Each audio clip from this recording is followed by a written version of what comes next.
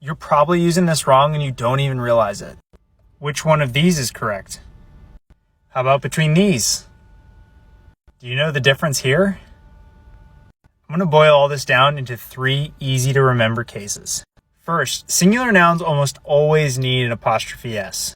In these examples, Mike's phone and Lisa's dinner both have apostrophe S's. But let's revisit this example. Which one did you say?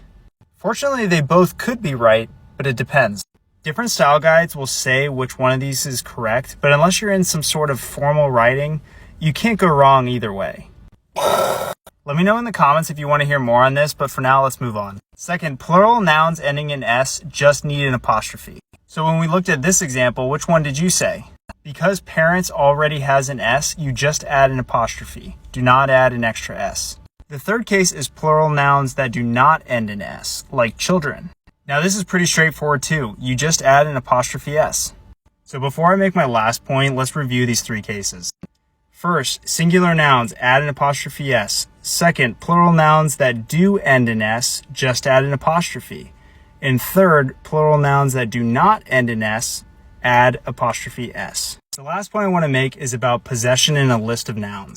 Let's look at this example from earlier. Did you know the difference?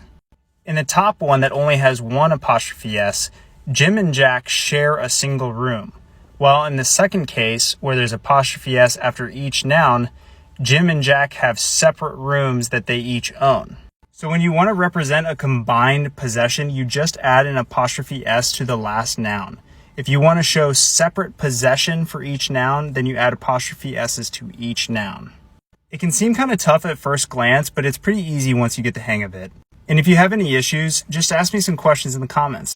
Follow me if you want to communicate better together.